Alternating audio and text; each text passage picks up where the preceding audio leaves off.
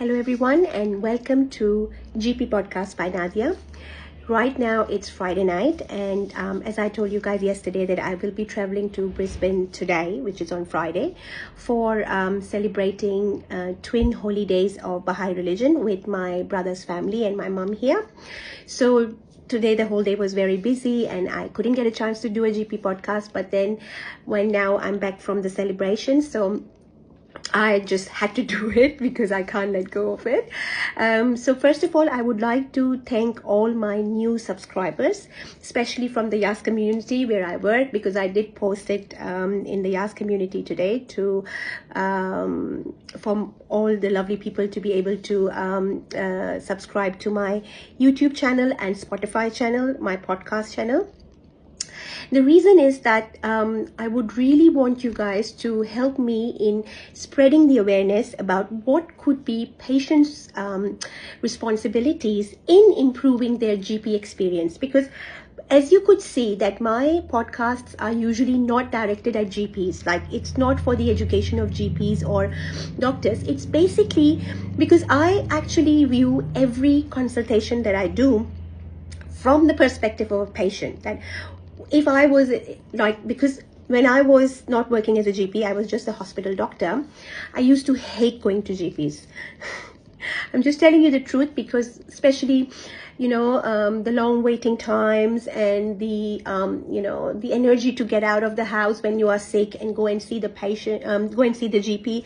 This was actually all a very toll-taking experience in my own life as a patient. So I can understand that when patients are not very keen on seeing their GPs regularly just for checking them out, because as you know, usually after 20 years of age, seeing a GP once a year is actually like you're completely fine, but you're still going to see a GP to get all the blood tests done and a proper examination done to see everything is fine every year should be actually mandatory for everybody. But just that GP experience of not feeling welcome and not getting addressed properly just makes you tired and just is like, who would go and see a GP? Just until and unless you're very sick. And this actually leads to detection or diagnosis of some of the sinistrous medical issues like cancers and all at a very late stage, because patients just do not want to waste their time going to see a GP. So going to see a GP should be a holistic approach, should be a holistic experience for you, for every patient, so that they are keen to go and see their GP and keen to work on their health, both in terms of treatment and both in terms of prevention of any issues, or implying all the preventative strategies in their lives, including vaccinations, screening programs and all. Tonight, because I'm going to make a very, it's going to be small one. Anyways, I always say that I'm going to make a small video, but it always extends up to 7 minutes at least.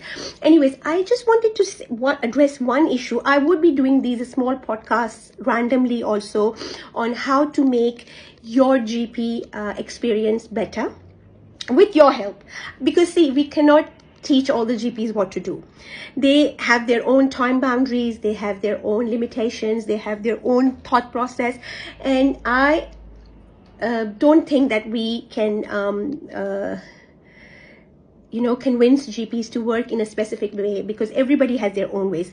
But what we can do as patients to be able to make sure that whoever we're seeing as our regular GP knows our mentality, knows our approach, and knows what are we expecting out of them, so that he or she can treat us like that. So for example, number one thing that I would say is these 15 minutes consultations. These consultations really bother me, because in my view, 15 minutes, literally you cannot achieve anything. Yes, you can do some repeat prescriptions, you might be able to do some vaccinations, but there is no holistic approach. So I know that if you are going in a private setting, of course, money is the issue and you cannot avoid this problem. But if you are going to see a Medicare bulk bill GP, try and make a 30 minutes appointment with them, first of all.